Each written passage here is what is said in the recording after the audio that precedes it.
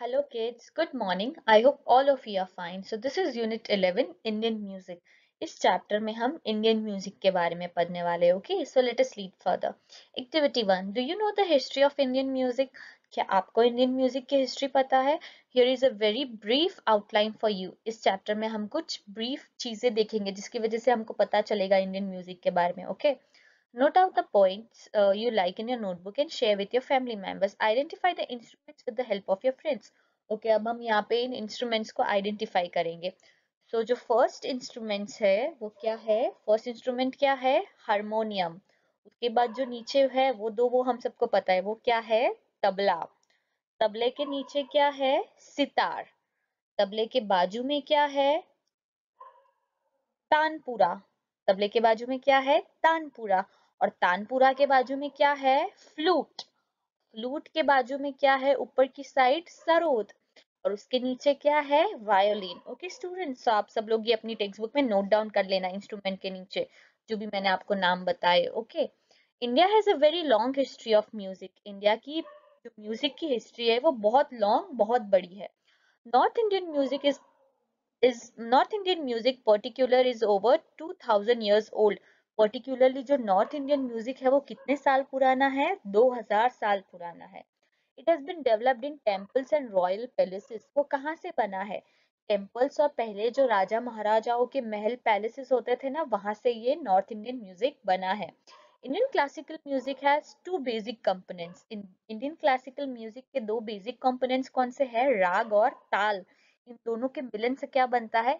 Indian classical music. राग का मतलब है मेलोडी और ताल का मतलब है रिदम. तो मेलोडी और रिदम के बेसिस पे अब जब हम गाना सुनते हैं तो हम सबसे पहले उसमें क्या देखते हैं? राग और ताल उसमें परफेक्ट है कि नहीं, तब हमको वो गाना पसंद आता है.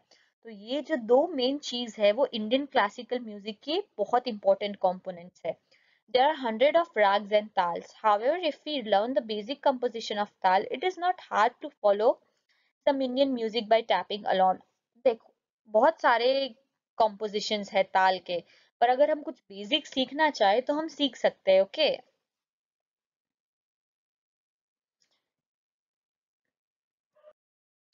Activity 3.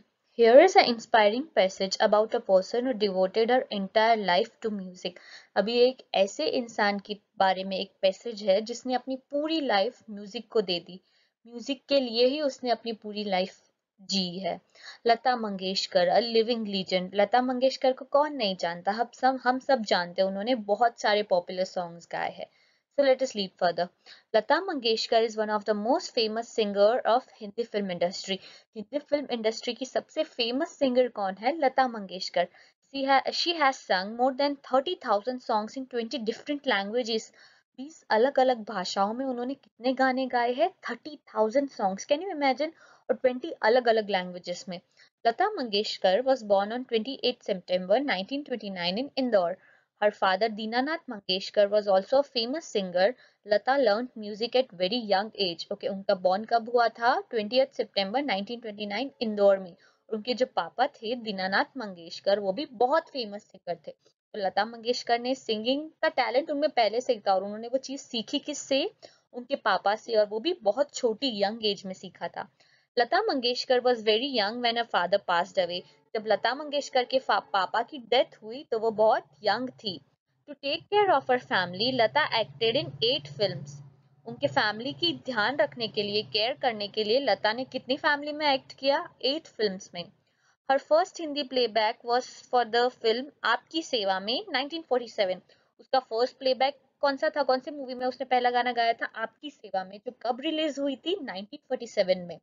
In 1949, she found 4 major hit films बरसात, अंदाज, दुलारी एंड महल. और उसके सक्सेस के बाद 1949 में उसको 4 और फिल्म्स मिली. कौन सी? बरसात, अंदाज, दुलारी and Mahal. She sang songs with famous singers like Mohammed Rafi, Kishore Kumar, Mukesh and Sonu Nigam. Her success as determination made her one of the most famous women singer in the industry. Okay, that is true. उसने बहुत सारे singers के साथ काम किया जैसे कि मोहम्मद रफी है, किशोर कुमार है, सोनू निगम है. इन सबको तो हम जानते हैं. तो लता मंगेशकर का जो डिवोशन है म्यूजिक के प्रति, उसकी वजह से वो इतनी अच्छी और स्ट्रॉन्ग और फेमस वुमेन बनी है म्यूजिक इंडस्ट्री में। She is the melody queen of Indian music world. उसको सब क्या बोलते हैं? Melody queen. मतलब इतनी सुरीली, इतनी मधुर आवाज है। तो इंडियन म्यूजिक की लता मंगेशकर को क्या बोलते हैं? Melody queen. Lata Mangeshkar has received many awards. The highest honor among these awards was Bharat Ratna. After receiving all this, Lata Mangeshkar को बहुत सारे अवार्ड्स मिले हैं और उनमें से सबसे बड़ा ऑनर देने वाला अवार्ड कौन सा है? Bharat Ratna. Okay, award she stop accepting the awards to promote new talent. इतने सब अवार्ड्स मिलने के बाद, भारत रत्न मिलने के बाद लता मंगेशकर ने क्या बोलते, स्टॉप कर दिया अवार्ड्स एक्सेप्ट करना, ताकि वो न्यू टैलेंट्स को प्रमोट कर पाए, दूसरे लोगों को भी मौका मिले आगे बढ़ने का, अवार्ड्स जीतने का। She continues to sing even today and perform live also. वो आज भी गाती है और लाइव परफॉर्मेंस भी करती है। Lata Mangeshkar is truly a living legend of Indian music. वो कौन है? लेजेंड है, बहुत बड़ी कलाकार है इंडियन म्यूजिक की Lata Mangeshkar. Okay, activity 4, study the information. First gramophone record. The first gramophone record was made in Kolkata in the year 1988. So students, do you know what is gramophone? पुराने जमाने में जब रिकॉर्ड करके कुछ प्ले करते थे, जिसमें प्ले करते थे, उसको हम क्या बोलते हैं? ग्रामोफोन। तो जो फर्स्ट कहाँ पे बना था? कोलकाता में 1898 में। Thomas Edison invented a sound machine which was called phonograph. Thomas Edison ने एक साउंड मशीन इन्वेंट की थी जिसका नाम था फोनोग्राफ। और कब? 1877 में। Hemendra Mohan Bose of Kolkata imported the phonograph machine and made the gramophone record. The records were popularly known as Bose records. और उसके बाद हेमेंद्र बोस ने क्या बनाई थी? ग्रामोफोन, जिसकी और उसके रिकॉर्ड्स को पॉपुलरली क्या बोलते थे? Bose records. First music school. The first music school in India was गंधर्व महाविद्यालय इन लाहौर। सबसे पहला जो म्यूजिक स्कूल इंडिया में बना था वो लाहौर में बना था। कौन सा था? Gandharva Mahavidyalaya. Which was then part of India. जब लाहौर इंडिया का पार्ट था तो ये इंडिया का फर्स्ट म्यूजिक स्कूल था। It was set up by Pandit Paluskar. ये किसने बनाया था? पंडित पालुस्कर ने, who was born in Maharashtra. उनका बॉर्न कहाँ पे हुआ था? महाराष्ट्र में। Activity 5, study the information. First musician to receive Padma Bhushan. The first musician to receive Padma Bhushan was M S. Subbulakshmi. सबसे पहले पद्म भूषण अवार्ड किसको मिला था? एम.एस. सुब्बुलक्ष्मी को मिला था। She receive Padma Bhushan award in the year 1954। उनको पद्म भूषण कब मिला था? कौन से साल में मिला था? 1954 में। She was popularly known as Nightingale of India. उनको पॉपुलरली क्या बोलते थे? Nightingale of India. She was born on September 16, 1916 in the temple city Madurai. उनका बॉर्न कहाँ पे हुआ था? मदुराई में हुआ था। Okay kids? Activity 6. Look at this picture related to music. Choose the right word for each picture from the words given in the bracket. Okay, ये जो कुछ pictures दी है उनमें से आपको इन ब्रैकेट में से वर्ड चूज करके आपको पता करना है कि कौन सा वर्ड कौन से पिक्चर के लिए। तो आपको फाइंड आउट करके आपकी टेक्स्ट बुक में लिखना है। Okay kids? Activity 7. Here are two news items published in English newspaper. Read the news and write paragraph on music therapy. Okay, हम म्यूजिक थेरेपी के बारे में समझेंगे। So students, do you know what is music therapy? Music मतलब गाना और therapy मतलब एक ऐसा ट्रीटमेंट जो हमको किसी बीमारी, किसी स्ट्रेस, किसी प्रॉब्लम, किसी डिप्रेशन के बाहर निकाले, उसको हम क्या बोलते हैं? थेरेपी। तो म्यूजिक भी एक काइंड की थेरेपी है। तो हम देखेंगे कि वो कैसे एक थेरेपी है। Music therapy in the kitchen, January 9 2014। Okay, ये इंग्लिश न्यूज़पेपर में आया था। Listening to the music while cooking takes away the boredom from this everyday activities. Listening to good music is always a pleasant experience. Listening to music while working in the kitchen and doing chores make it more relaxing experience. Okay, that is true. अगर हम kitchen में काम करते करते गाना सुने, pleasing, एकदम शांत, एकदम अच्छा म्यूजिक सुनते सुनते हम काम करें तो हम एकदम ऐसे एक्टिव हो जाते हैं और हमको अंदर से बहुत अच्छा लगता है। ये तो हम सब ने एक्सपीरियंस किया होता है कि जब सैड होते हैं या स्ट्रेस्ड होते हैं या कुछ काम कर रहे होते हैं और हमारे पास बोर हो रहा होता है या कुछ करने को नहीं होता है, तो बेस्ट थेरेपी क्या है? Music. And music is the best therapy, ये हम सबको पता है। तो म्यूजिक हील्स एवरीथिंग। म्यूजिक सब कुछ हील कर सकता है, right? Music therapy soon in government hospital. May 1, 2012. Shimoga. The state government has decided to bring music therapy in government hospitals. Health Education Minister announced this in Shimoga on Monday. The program will be introduced in government hospitals in Shimoga, Bangalore and Mysore. Okay, इसमें क्या बताया गया है कि जो music therapy है ना वो हॉस्पिटल में तो और भी ज्यादा काम की है। हॉस्पिटल में लोग बीमार होते हैं, परेशान होते हैं, स्ट्रेस्ड होते हैं, डिप्रेस्ड होते हैं। तो इन सब चीजों से उनको बाहर कौन निकाल सकता है? म्यूजिक। म्यूजिक सुनेंगे तो उनका माइंड शांत रहेगा, उनको अंदर से अच्छा फील होगा, वो हैप्पी रहेंगे। तो म्यूजिक थेरेपी को हॉस्पिटल्स में भी यूज कर सकते हैं। Okay. Activity 8, read the passage, ताना Riri. According to a legend, once the Mughal Emperor Akbar heard about the wonderful effect of Rag Deepak। Okay, एक लीजेंड ने ऐसा बताया है कि एक बार जो मुगल एम्परर अकबर है, जिसको तो हम सब जानते हैं, उन्होंने सुना था कि राग दीपक का जो वंडरफुल इफेक्ट था ना, उसके बारे में सुना था। He was fascinated by the idea and asked his court musician Tansen to sing राग Deepak the rage of fire.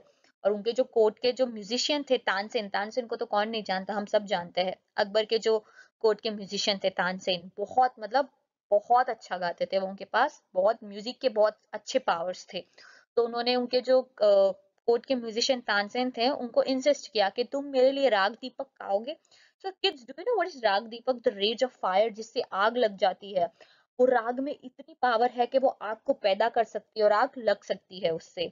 तो उन्होंने अकबर ने तानसेन को इंसिस्ट किया कि तुम भाई राग दीपक गाओ। Tansen was a great musician, yeah, that we all know that Tansen was a great musician. He knew the rag, उसको राग, उनको राग आती थी वो, but he also knew that it will create an intense fire effect in the singer's body। और उसको ये भी पता था कि अगर वो ये गाना गाएंगे तो उनकी बॉडी पे एकदम फायर का बहुत इंटेंस इफेक्ट हो जाएगा, और वो एकदम हॉट हो जाएंगे, गर्म हो जाएंगे आग के जैसे। However, since the emperor wanted it, he had to sing the raga। पर जब उनके एम्परर का हुक्म था कि तुमको ये राग गानी ही पड़ेगी, तो उन्होंने वो राग गाया। Tansen sang it in a wonderful manner। Tansen ने उनको वो राग को इतने ब्यूटीफुल और वंडरफुल मैनर में गाया। The effect was such that all the lamps in the courtyard light up by themselves। और वो राग का इतना इफेक्ट था कि जो कोर्टयार्ड में जो भी लैंप्स थे, वो बिना आग जलाए उस राग से ही जल गए थे।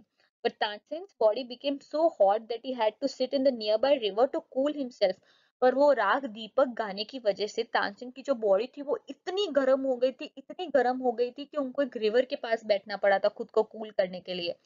However, the river water began to boil। पर वो इतने गर्म थे कि रिवर का पानी भी बॉयल होने लग गया था। And it was clear that Tansen would soon boil to death। और वो क्लियर चीज हो गई थी कि वो बॉयल हो के वो खुद भी मर जाएंगे, क्योंकि वो इतने गर्म हो गए थे राग दीपक गाने की वजह से।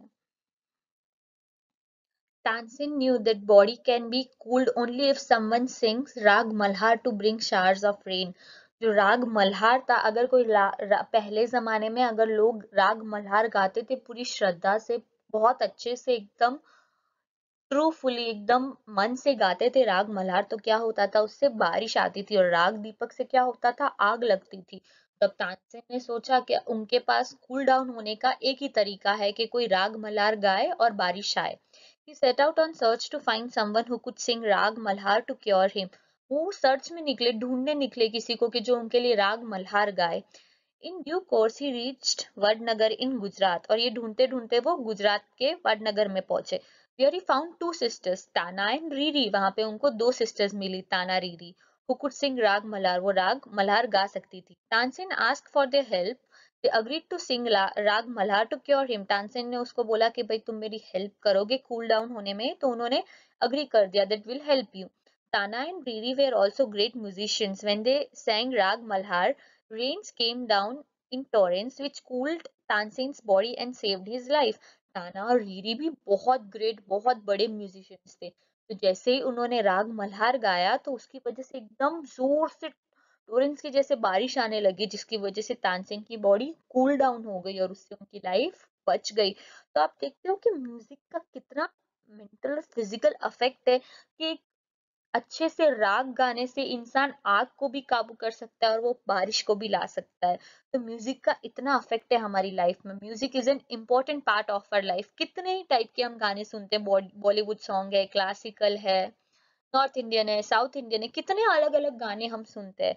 बट वो म्यूजिक क्या है, म्यूजिक में सबसे बड़ी हीलिंग पावर है। वो एक थेरेपी है जिसकी वजह से कोई भी इंसान क्योर हो सकता है, किसी को भी अच्छा फील होता है। जब हम सैड होते हैं, हैप्पी होते हैं, या तो हमको डांस करना होता है, तो what is the most important thing, music. Music heals everything. Music is very important. तो इस चैप्टर में हमने किसके बारे में सीखा, म्यूजिक के बारे में देखा, बड़े बड़े म्यूजिशियंस को देखा, अलग अलग राग के बारे में पढ़ा, ताना रीरी के बारे में पढ़ा, तानसेन के बारे में पढ़ा, और कौन सी दो राग देखी हमने, राग मल्हार एंड राग दीपक. Okay kids, so I hope all of you enjoyed the chapter. Bye everyone.